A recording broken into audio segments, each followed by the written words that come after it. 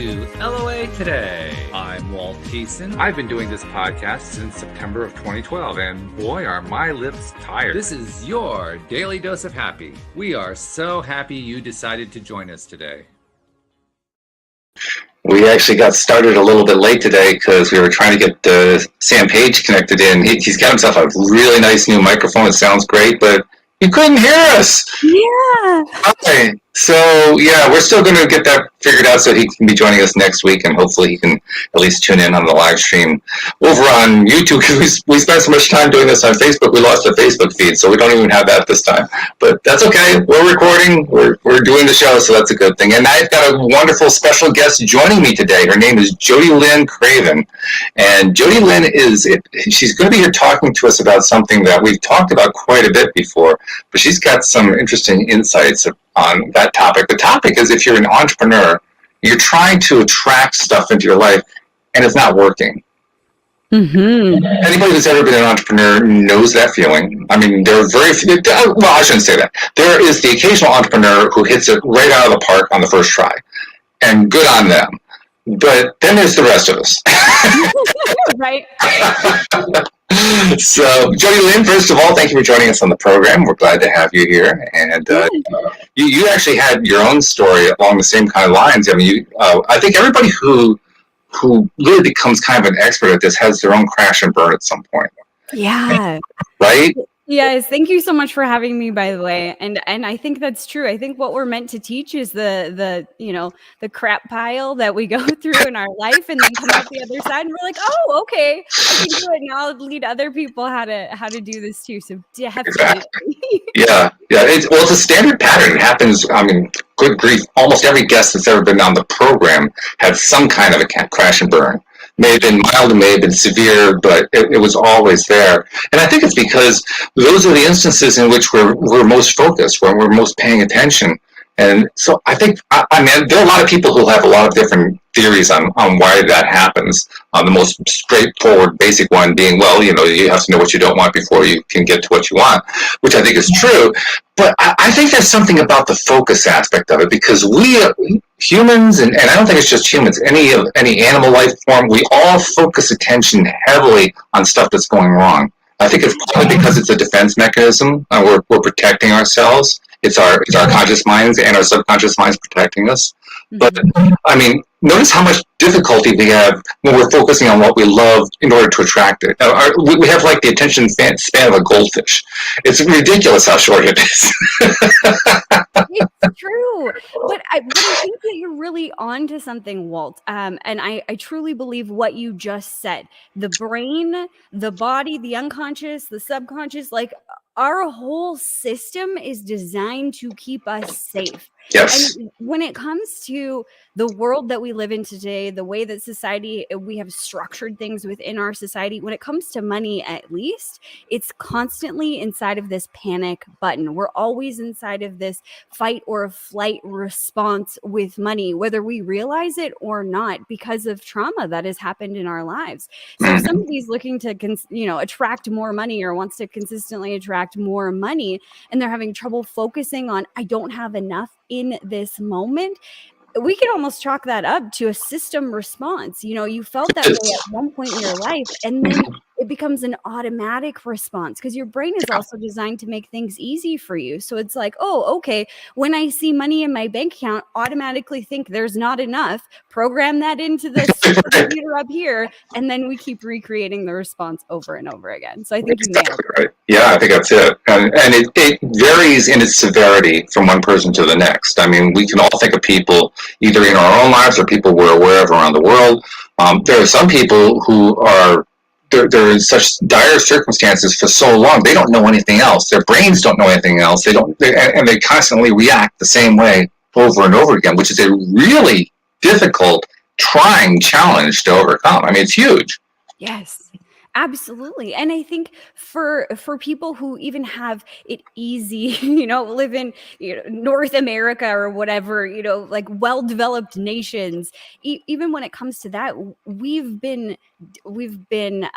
have these learned responses towards money. Oh, that's unsafe, or debt, it's unsafe. So even our own personal responses in terms of different allocations of money, like savings account, bank account, Mhm.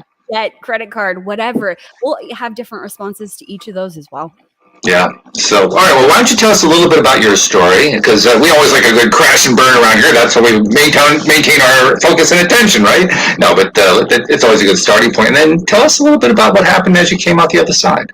Yeah, well, I've had a few different times that I've crashed and burned, but the most notable one in my life that I think turned everything to the point where I stand today. In my early 20s, I decided I was going to buy a house for the first time with my then boyfriend, and I didn't know anything about money. I didn't know anything about a mortgage. I didn't know anything about anything really, outside of my parents saying you should save your money. Of course, that's what parents say. It's the safety, right? Yeah. Here in Canada, we have something called an RRSP, Registered Retirement Savings Plan, and it would be similar to the 401k in the US.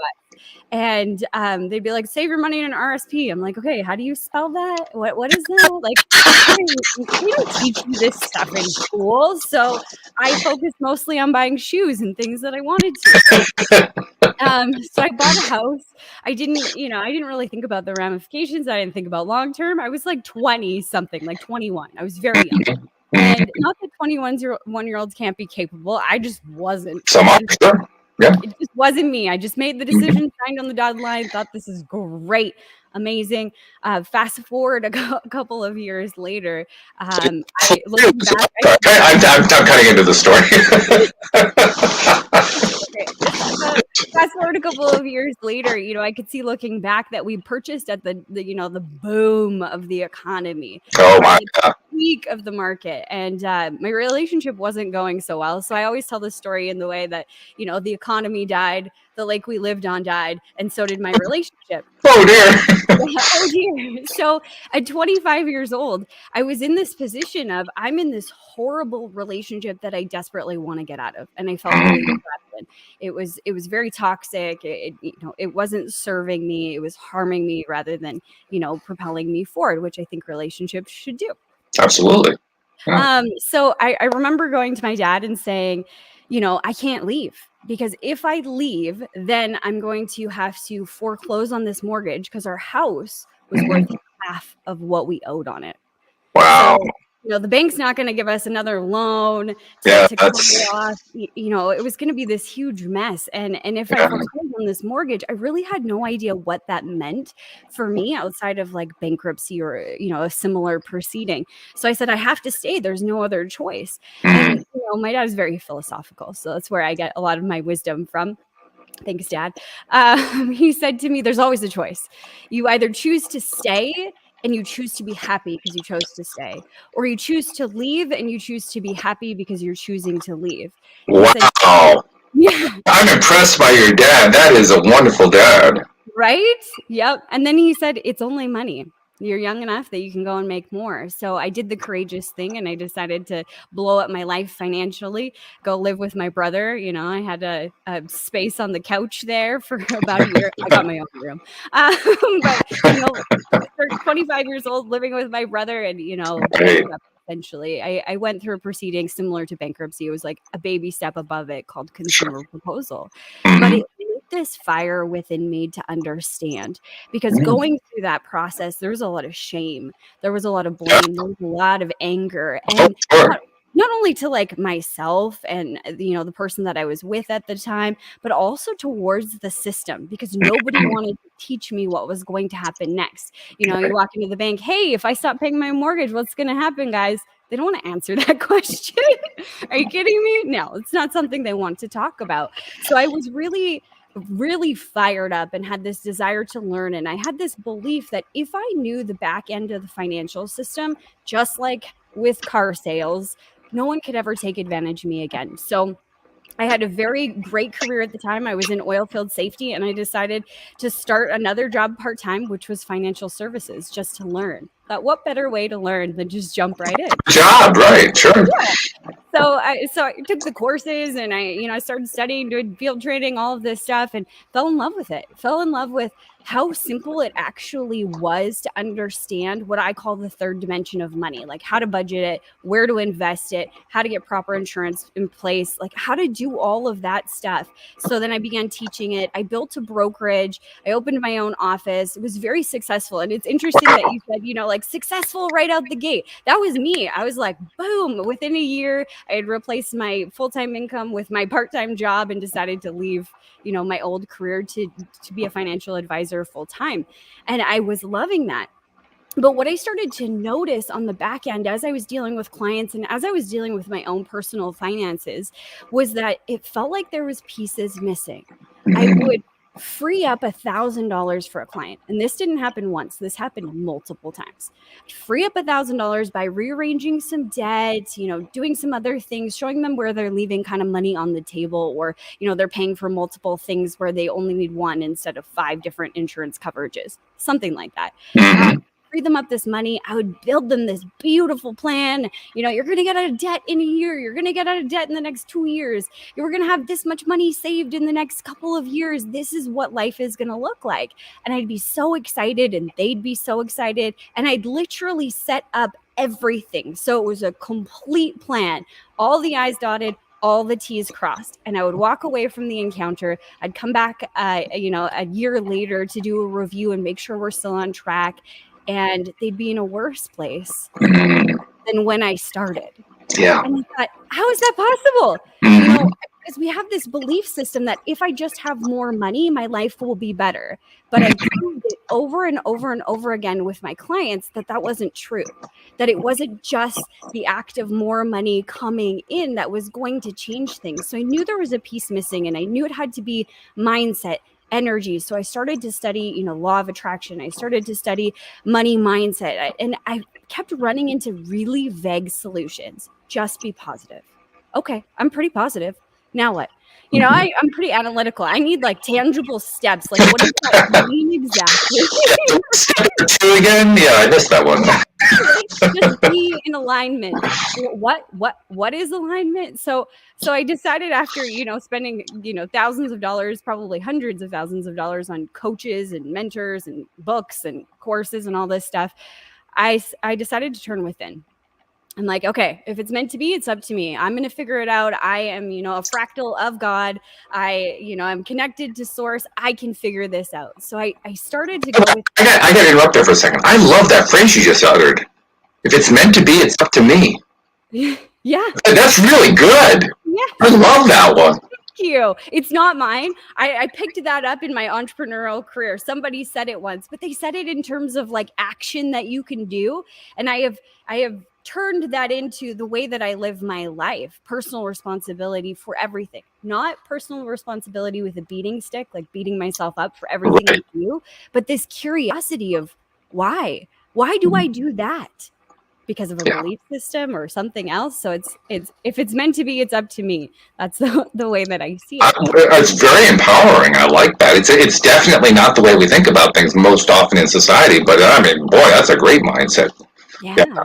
I truly believe that. I truly believe when you start seeing the reasons why you're doing things, the ways that you're doing things, you have the ability to co-create anything you want in your life. And if something is happening in your life that you don't like, knowing that you had a hand in creating it feels empowering. If I created it, then I can create something completely different. Just give me a minute. A whole minute? As long as that? Wow. A whole minute.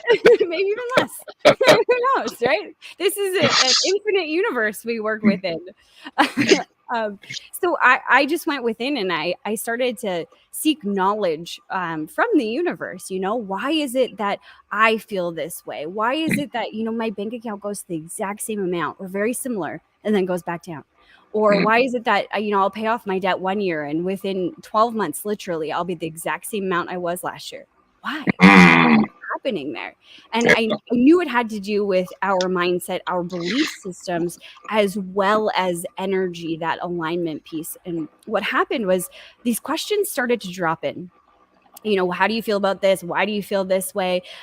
Just knowledge that I wasn't expecting. And I really went on this journey to fix me. I was experiencing adrenal fatigue. I was a total A-type personality where I was stuck in that I have to do more to make more money. And if I stop, all the money is going to stop too. So I will, I'll end up broke and homeless, and then I will die. Was the worst case scenario. So I really needed to shift this response, this automatic response that was happening within me, so that I could change the outer response that I was seeing, that reality that I was creating. So, and that's how I created the Fluid Money Blueprint.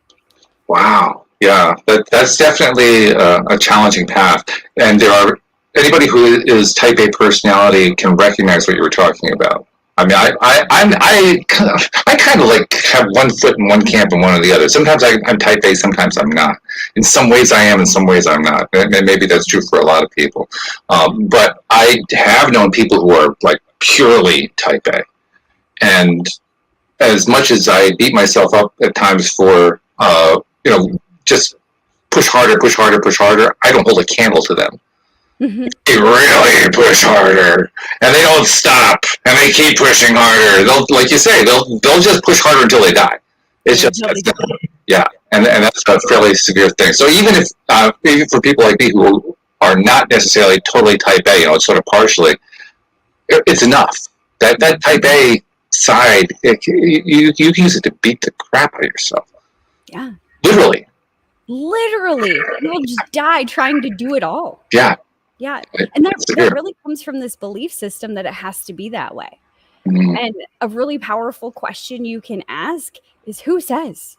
Yeah, right. Yeah. We are so conditioned. The worst part is when you find out that the person who says is you. Like, exactly. No, who's doing this to me? I tell this story about my husband. My husband is my greatest teacher when it comes to the law of attraction and comes to money. Because anytime that he makes me angry, I know that there's something that I need to heal or move through. Good for you. Instead of taking it out on him, I take time to reflect. And I remember early on in our relationship, he had asked me a question. He said, we were driving to his dad's for dinner, and he said, "You okay for money? Do you need money?"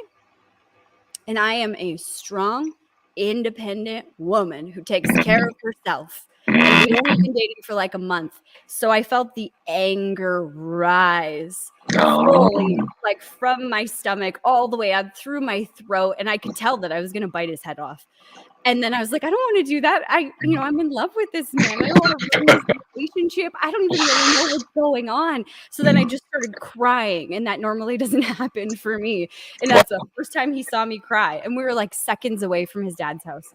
And he's like, "Oh no, what did I do? I'm so sorry." Like, he's looking at me like I have 10 heads. Like, he just did something really awful, but he has no idea what it is. And I'm trying to sort through my feelings. I need some time to reflect. And can we come back to this? And he said, yeah, sure, whatever. Right. So I dry my tears. We go for dinner, whatever. Later, he drops me off at home. He's still like walking on eggshells. Like, oh God, is she going to break up with me? What did I do? Right. Yeah. So I reflected on it, and I asked myself the question, why did that make me so mad? And the first things that came up were, when he asked that question, it means, because we connect meaning to everything, we're meaning making machines. So it means that, he doesn't trust me. He doesn't think that I can take care of myself. He thinks I'm a loser. He thinks this. I had an entire page full of things that it meant that he asked me this question. And then I took a step back and did the courageous thing and asked, who says? Who says? Did he actually say those words? No. So is it an absolute truth that's what he believes? I don't know. I have to ask him. So I actually went back to him and was like, okay, so this is why I had this, crazy visceral response when you asked me that question. When you asked me that question, what it means and what I heard in my mind is that you don't trust me. You don't think I can take care of myself. You think I'm a loser, blah, blah, blah. And I ran through the entire page of things. And he looked at me with this sad, puzzled face. He was like, no, I didn't think any of those things. I just want to be a good partner. And usually that's helping financially, but I don't know anything about how much money you make or anything about your financial life. So I just asked. It was completely innocent. He just wanted to be my partner. That's it. There are two things I love about that story. One is that I know exactly how he feels because I've been through that kind of a scene before. And two, I love the fact you took ownership of the whole thing, which not everybody will do, male or female. I don't care what gender you're talking about. A lot of people will not take ownership for that, and you did. Kudos to you for that. That's huge. That's really big. Thank you. Well, I think a lot of times we don't talk about these things because we're afraid of what might be true. But you can either sit in that fear of what might be true and find out what is really true. At that point in our relationship, if he thought all of those things, he's not the man for me. He's not the partner that I want. I want my partner to, think the world of me. Sure. And the other option, which was exactly what he came through with, was that I just want to be your partner, and this is how I know how to do it. And I didn't really know how to ask to help you. If you needed help, if you wanted help, like I want to be there for you and support you in whatever manner that means. And he's used to doing that with money. And that changed our entire relationship. If I would have kept all of that stuff buried and just assumed that he felt that way, it would have festered and then eventually torn that entire relationship apart. Oh yeah, I mean I think anybody who's been through anything even remotely close to that could see how that would fall apart fast. Just because if you don't come to a point of ownership on it, it turns into an argument really fast. The argument becomes continuous, ongoing, and then it just starts tearing everything apart. Absolutely. And it wasn't true. None of it was true. Yes. Which was beautiful. But even if it was true, I could take a step back at that point, and this is what I encourage my students to do, is to really evaluate what it means for you.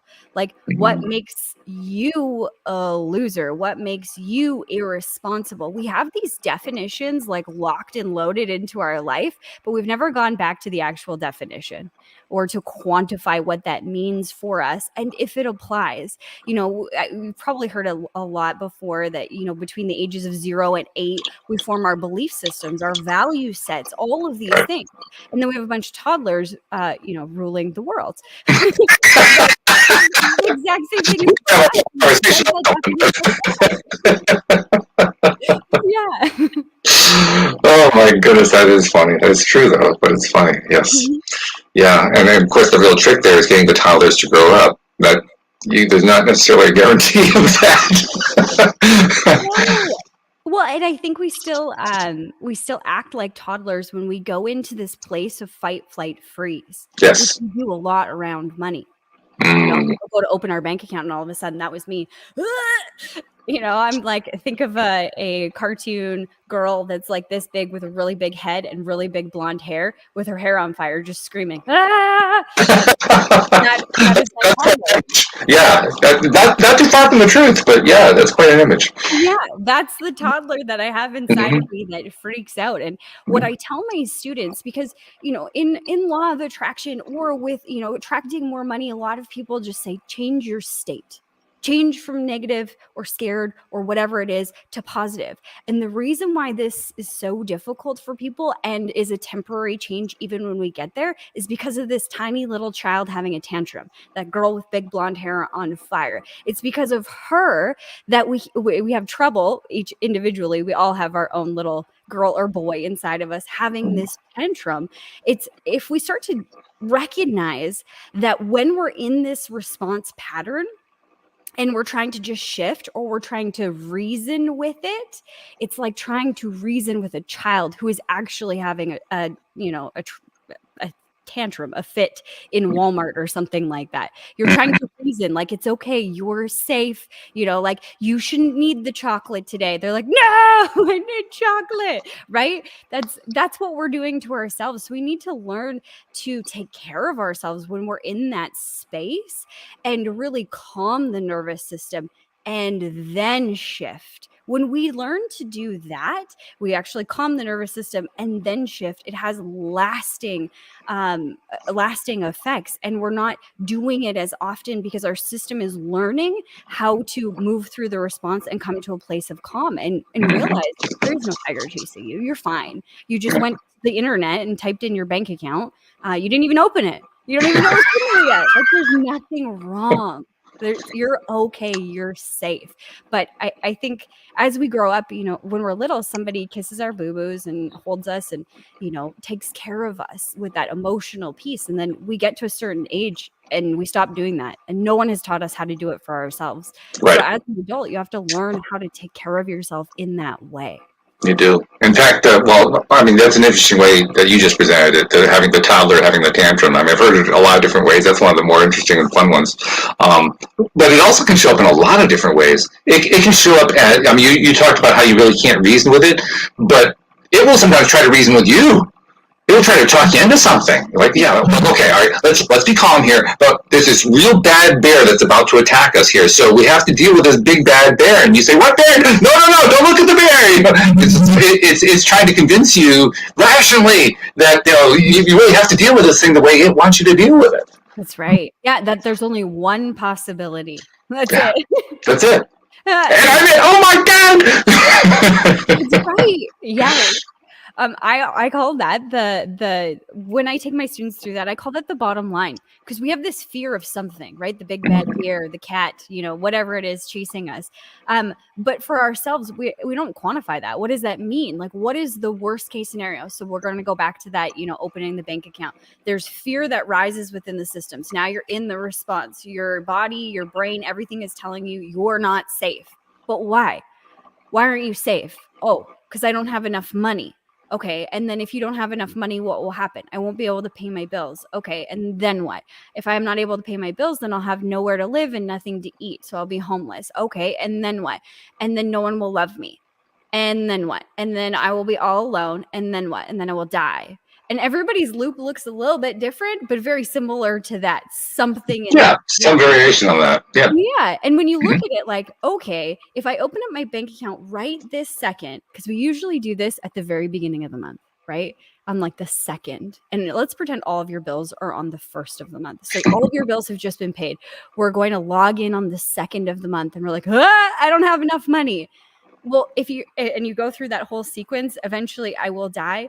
Is it an absolute truth that you don't have enough and that you won't be able to obtain more over the next 28 or whatever days there are left in this month?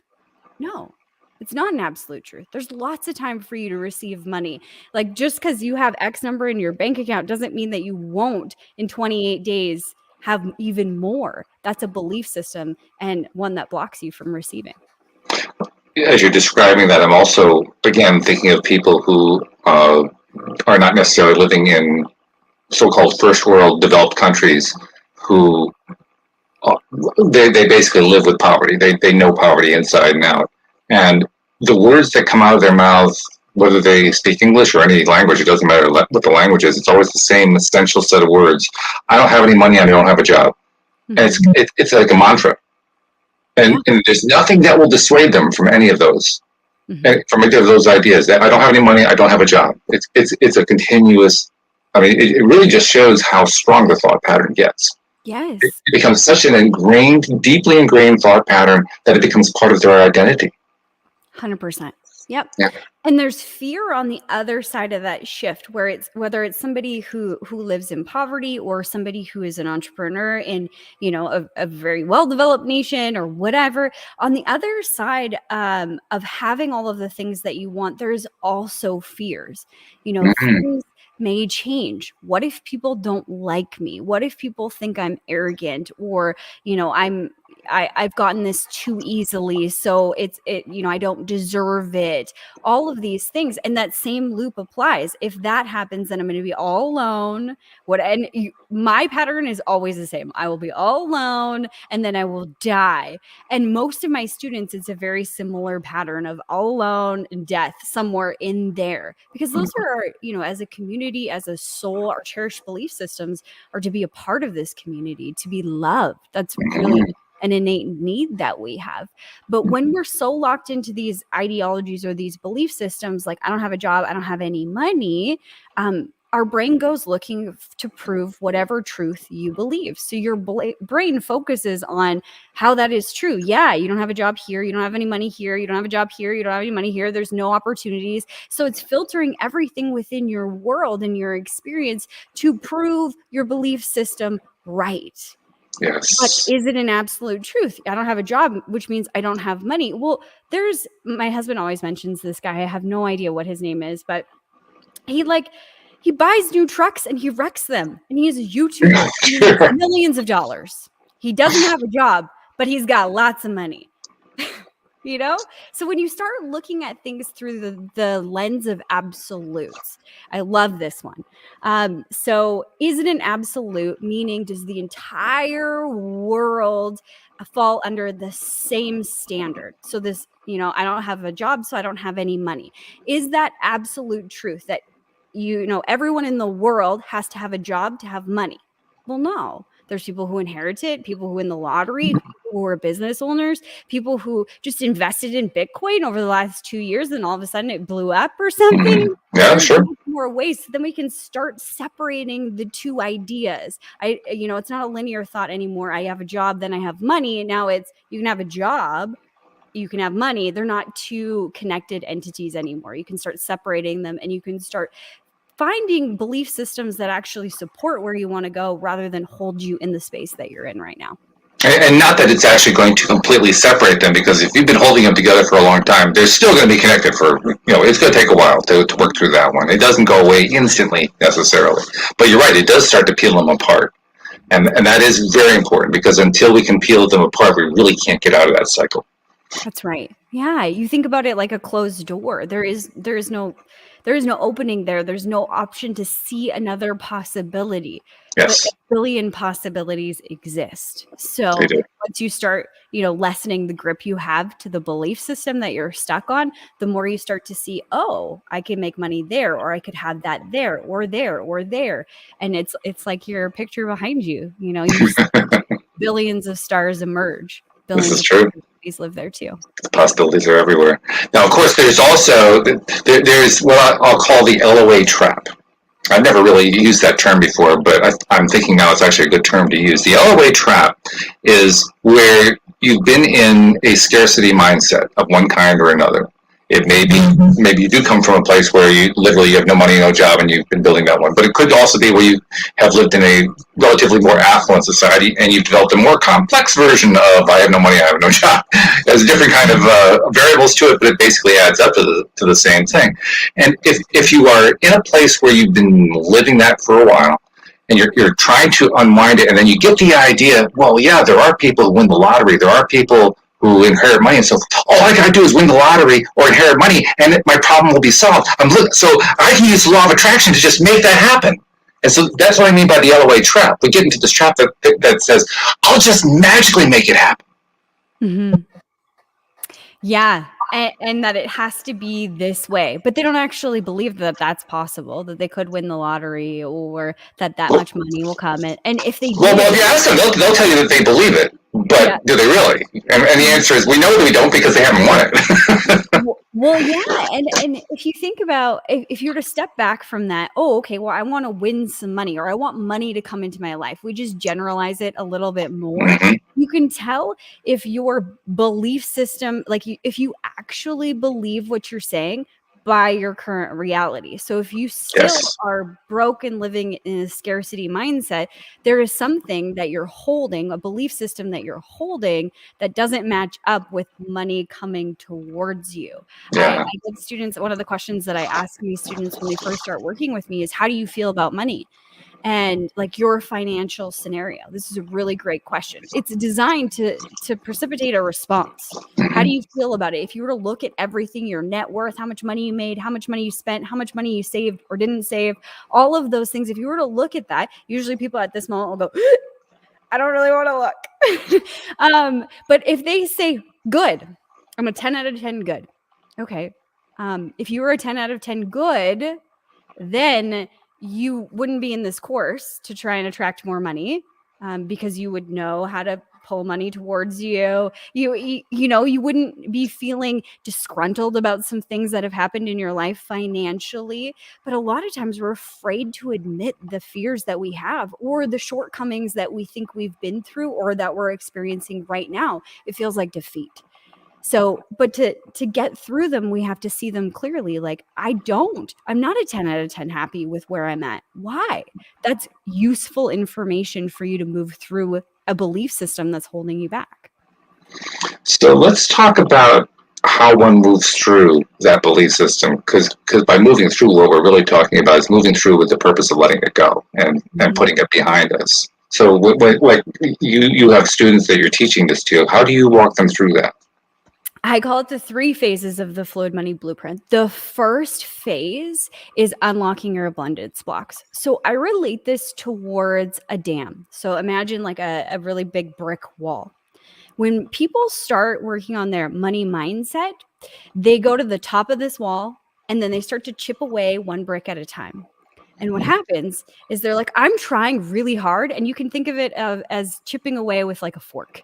You're trying really hard to chip away the mortar, the grout that's on the outside of the one. And then they get one and they're like, woohoo, I'm done. But nothing has changed. They're frustrated. They're still feeling like they're broke. They're still feeling that nothing has really shifted. And the problem is that we're not getting to the root. So it's the quality of the questions that you ask yourself that will get you to the root. And when it comes to money, people are laser focused on money. Do I think money is bad? They'll relate all of their questions towards money. Do I think money is evil? Do I think money is hard to get? But when we start to go down further and ask some better questions, like, I have to work hard for my money. Okay, they're like, that doesn't apply to me. I've already, loosened that brick and threw it off. I don't think I have to apply. I have to, work hard for my money anymore. That's a common money belief. Okay, what would happen if you received all of the money easily? If it just came to you, you didn't have to work for it. You could just sit there and all of a sudden money would come. And most people, when you're taught or when you start to listen within, they'll feel this feeling of it's just not right. Like there's this piece that just feels like it's grating inside. You know what I mean? Yeah, sure. It doesn't really feel good. Why? It's paying attention to those cues. Why doesn't that feel good? Oh, well, if I didn't work for it, then I don't deserve it. Now we're getting to the root here. Okay, so what makes one worthy to be deserving? Again, these definitions that we lock into in our life, but we never actually quantify. What makes one deserving? That's an individual perspective. Oh, well, they're good and they worked hard. Oh, there's your work hard belief coming up again. Okay, so quantify it. What is hard work? This is what it takes to actually get to the root. What happens with this wall is it's not just one brick all on its own. It's the brick that's connected through the mortar that's connected to 20 different other bricks that hold up this wall. So the first step is to start asking yourself these quality questions so you can see clearly how you are seeing your life when it comes to money. And we connect money to who we are on a soul level, whether we're worthy or we're good or we're bad or, deserving, all of these things, because of all of these money stories. So we need to stop just going to the top and, trying to take off that one brick and start asking ourselves better questions to really drill down to what the belief system is. It's not about, it's not easy for things to come, into my life. That's not the belief system, or, I have to work hard. It's really, if I don't work hard, then I'm not deserving. That's the root belief that we need to start looking at. So that's phase 1. And when you start doing this and you actually see that, you have these aha moments like, oh, wow. Okay, I do connect working really, really hard, like hands bleeding, to being deserving. Is that an absolute truth? We can start to lessen off that grip of that belief system. And the visual that I give is that, bricks start randomly popping out and abundance starts flowing in. You haven't taken the wall down yet, but you've started to pop out some of the bricks. So the wall's integrity as a whole is no longer as strong. Okay, makes sense so far? And a key point, I think, is the metaphor of the brick wall is that there are a lot of bricks. Mm-hmm. So you're identifying a lot of, it's not just one root necessarily. It's a lot of stuff going on. And we're trying to identify as many of those bricks as we can. Absolutely. And it doesn't have to be this hard, lifetime process that you go through. It could be, a quick journal session where you're like, oh, I see it. I see that. I see that, last week, for example, because I think we're constantly like building up these walls and breaking them down based on, who we're around in society and what we're being told and what's going on. Learning this skill of how to look objectively at your life and how you are creating your current reality is so important, because we're not trees, we are humans. So our experiences are constantly changing. You get married or you get divorced, you have kids, your kids leave the nest, you go from a different job to being an entrepreneur, you scale your business. These are all different feelings and different opportunities for you to build up either negative belief systems that block you from receiving, or continue to push you open so that you're a magnet for abundance. So it's constantly flowing towards you. Yeah. So it's a skill. It needs to become second nature, and that's what we're teaching here.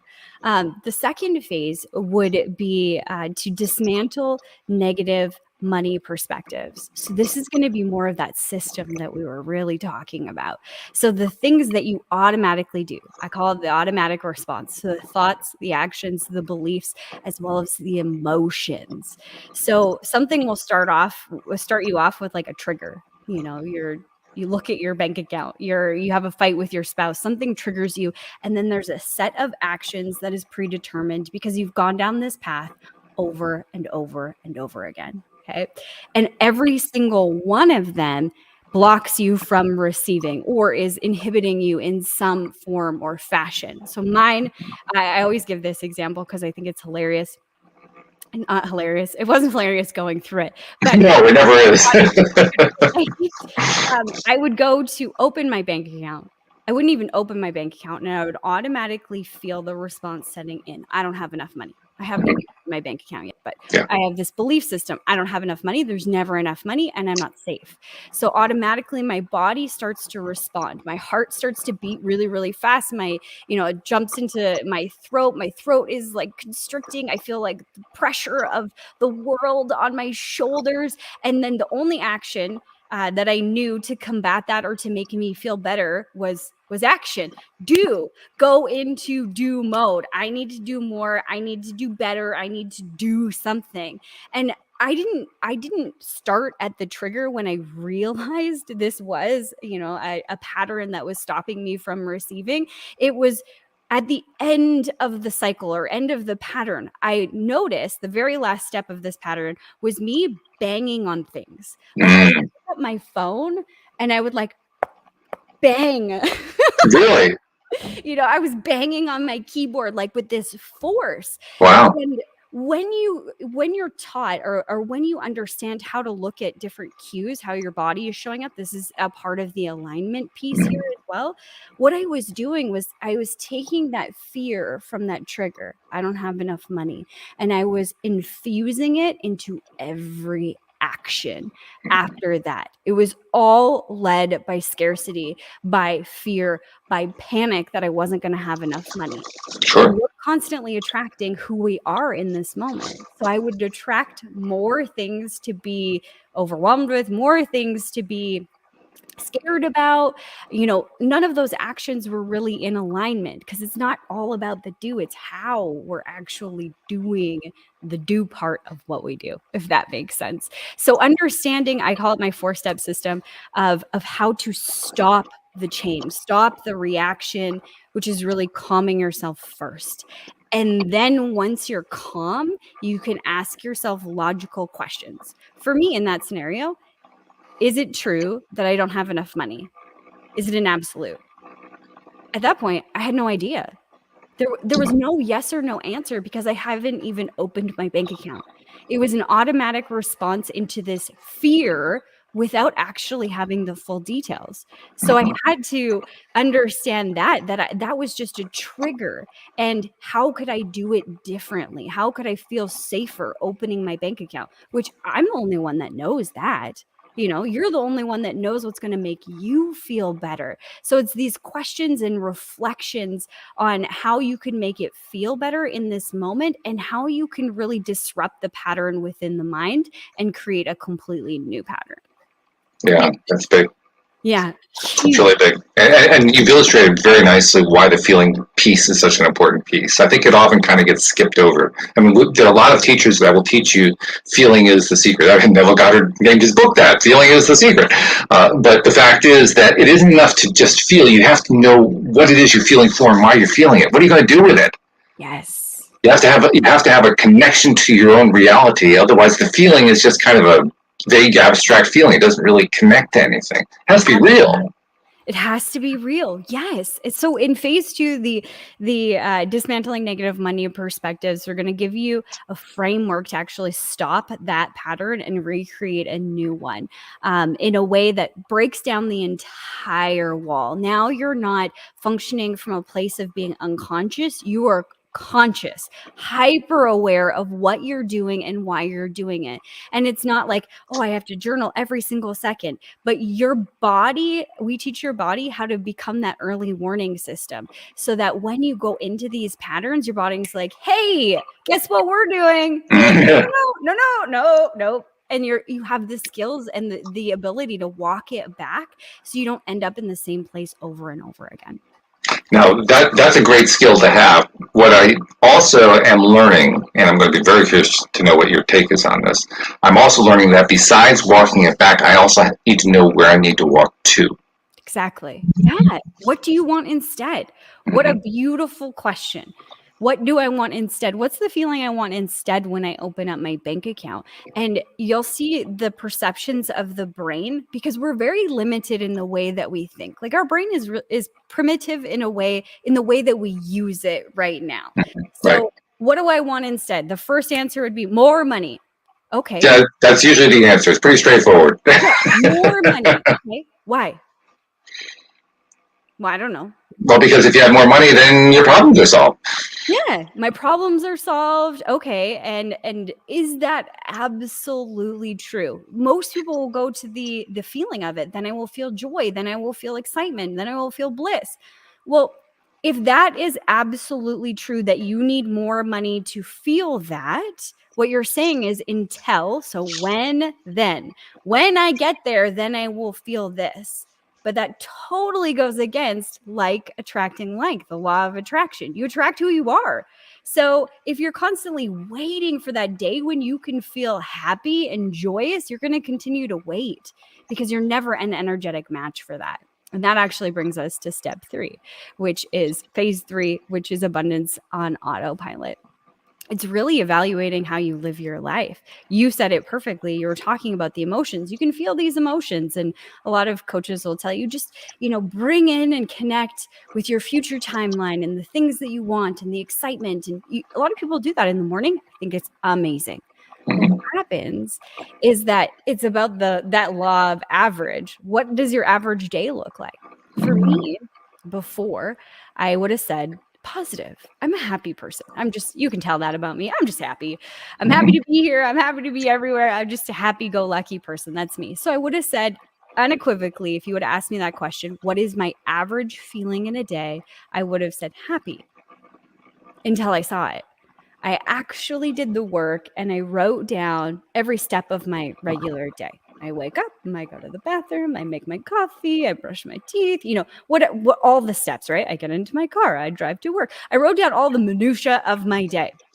And then I went back and I asked, how do I feel? How do I feel? How do I feel? And it was very startling to me thinking I'm a happy-go-lucky person. And that's, what I'm aligned with every single day, all day long, because that's what I would have told you. And to see it on the paper, the raw data, that when I wake up in the morning, the first feeling I feel is not happiness, it's anxiety. The first time I step into my office, it's not excitement of the day, it's overwhelm. The majority of my day was filled with those two emotions. Sure, there was pops of excitement, but the way that I led my life, because I was leading it for based on all of these other belief systems. I have to be the first one in the office, the last one to leave. I have to work really, really hard.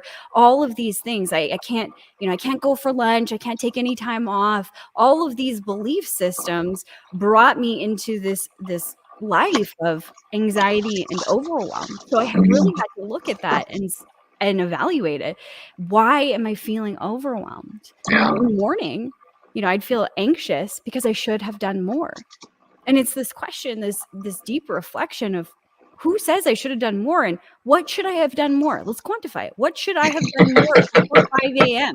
Nobody's taking my phone call. When you're asking the question, who thinks that they should have done more? I was raising my hand because that's me. Like, I know that pattern. I do that one a lot. Right. So when you learn how to question it, when you learn how to feel it and then question it, it opens up a new realm of possibility, because it's what should I have done today?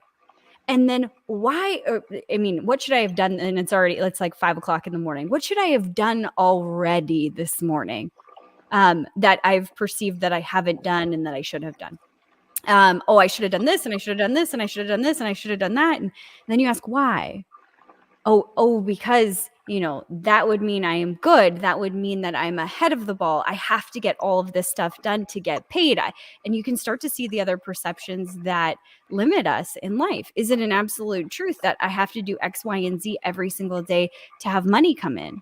No, there's lots of ways money can come into your life, but we live by these perceptions. So then you start breaking the perceptions to start inserting the life that you truly want to live. It's okay for you to take a break. The best athletes have days off because they need time to recover. For me, a mantra that I have in my life is that when I push myself to do something, that I get back into that old belief system of I have to do it and it has to be on this timeline and I got to get it done right now. And I'll try and force something to happen. Like I'll force a blog post or, copy or a video, whatever it is. What happens when I'm forcing is it takes me 10 times longer. Oh, yes. Because I'm like, I don't want to do this and I'm not in the energy of this and that feeling, I don't want to do it. So it takes me 10 times longer versus when I'm excited, when I am passionate about what I am doing, when I feel rejuvenated, when I feel on, when I'm in flow, I will do more in an hour than most people can do in a week. So now the way that I live my life is instead of pushing myself through that point and taking 10 times longer, I go do something fun because I know that in flow feeling is coming soon and that I can get there faster with joy and bliss and enjoying my time, my experience on this earth, because that's what we're here for. And then when it comes, I will do more than I anticipated I would ever do in a very short period of time. There's a really important point in here too. And it's one that I know intimately well because I get trapped on. I've been trapped on it many times in my life, and even now I still get trapped on it at times. And that is, I recognize, I've kind of done out my day the way you described it. I wrote out the minutiae of the day, or at least thought out the minutiae of the day, and recognized it. For me, it was actually the other way around. I used to freak out at all the different ways that I went negative every day, even though I was trying to be positive, and I had no idea how to stop doing it. So for me, the shock was the idea that I could actually stop because there was so many things to go negative on. I mean, it was an endless flow of things. And then I add in the have-to-dos. That's the way I would describe what you were talking about. I got to get this done. I got to get that done. I got to get that. And I always have more than I can get done in a day. Right. Continuously. It's an endless cycle. Yep. I call it shitting all over yourself. Yeah, that's a good word. Yeah, that's pretty much what it is. Yeah. You just shit all over yourself. I like to make people laugh because then when you think about this, next time you say, I should be doing this, you're going to think, hey, that girl, Jody, she said shitting all over myself. That's right. I'm shitting all over myself. It's a great visual. You're like, I don't want to do that. I don't want to go this way. So who says? And what is the barrier to doing it differently? Because usually it's a perception of it has to be done like this for me to be a good teacher, for me to be a good advisor, for me to be a good person. It has to look like this. For me, now that I think about what it most often is it's something I know that needs to be done in order for this whole project or whatever it is to get done. Who else is going to do it? Mm-hmm. Yeah. But then when you start looking at, does it have to be done today, right this second, right this minute? Because that's how our brain operates. It needs to be done like right now, or it's never going to get done. That's not true. That's not true at all. I did an experiment last week. I had a belief system that I was working on that when it just came up out of nowhere, and I was kind of shocked by it. It was this belief that, oh, when I'm really busy, I check a lot of things off the box. Like I'm really what's the word? Efficient. I'm really efficient when I'm really busy and really like super structured and like have everything down to a T. And that thought came up to me last week, and I thought, okay, well, I'm open to see other possibilities. So let's check. I had 3 busy days in a row that were super structured, and I had to be here, do this, whatever, right? All the things were inside of those 3 days. And then I had 2 days that were completely what I call do whatever the heck you want to do days. So I still had things on my list that I wanted to accomplish, but there was no time frames. There was no, I have to get up at this time and I have to do it this way. And, I have to schedule the time. It was however it feels. And then I compared the two. I went throughout my entire week last week, and I went through those 3 days that were really busy, and I got an extraordinary amount done, and I felt good. It was awesome. And then after the first day on the do whatever you want day, I realized I got 10 times more done on that one day than I did in all 3 days combined. Which is a bit of a shock, to be honest. Absolutely. But it's coming from this belief system, allowing yourself to do what you want to do what you need to do, and flow with those feelings and get the most out of yourself as if you were an actual, like, I don't know, human being, that has needs and desires and, whatever. If you go along with that conversation of the like attracts like, so that feeling of joy, allowing yourself to feel these things. What stops us from doing that is this buried belief system that I won't ever get off the couch. Like if I take a break, I'm going to end up doing Netflix and then chilling and never get off the couch again. I'm going to, I'm not going to get anything ever done. I'm going to become lazy and nothing is ever going to get done. My whole life is going to fall apart. Challenge that. Is that absolutely true? No, it's like cake. If you had your most favorite cake in the refrigerator right now, like think big slab cake, whatever kind you want, you might eat a piece today. You might eat 3. If you allowed yourself to do whatever you wanted with that cake, you might eat 3 today. And tomorrow you might eat another couple pieces. But by a couple days from now, you're not going to want that cake. You're going to throw it out.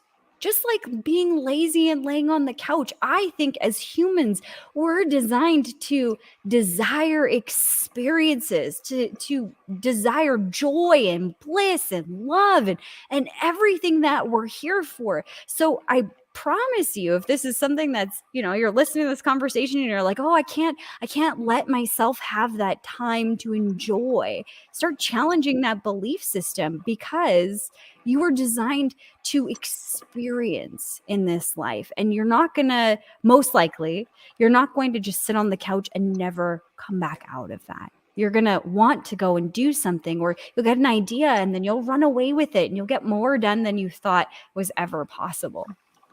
This is one of those conversations where I say to myself, why does it have to only be an hour?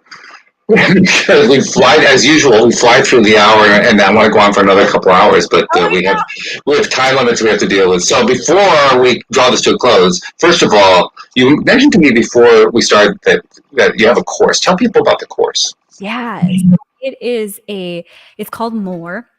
It's to help entrepreneurs consistently attract more money. And it walks you through those 3 phases that we were talking about with the fluid money blueprint. The idea is to go from, or the intention is to go from feeling like money is always running out, feeling like there is never enough money, feeling this scarcity that is happening, this limitation. It's for people who know that they're blocking their abundance. I'm going to walk them through the 3 steps of the fluid money blueprint. By the end, when you're done, life looks completely different. The way that you operate your day to day is based on your energy, not what other people should say that you should do. You're no longer shitting all over yourself. You know how to turn off that creeping doubt dialogue that we have in our mind of like, oh, I won't have money, or I don't know where it will come from. I teach you how to open up the possibilities so that instead of seeing one linear frame or way that life could look or money could come to you, you're starting to see multiple possibilities, and money is consistently coming in from multiple sources that you never thought possible, whether it's, referrals from old clients coming back in. I've had students actually have people drop off money in their backyard, just random money. We had a tractor show up one day, just randomly, a $10,000 tractor show up in our yard. Here you go. The universe wants to support you. And when you're done this course, that's exactly what you have, is the framework that I just described in our conversation today to make that happen, to design your life around the joy that you want in your life rather than I have to do this. So you're just opening up those possibilities. It's a 6-month container. Because of what I said before, we're not trees, we're humans. You go through the content within 8 weeks.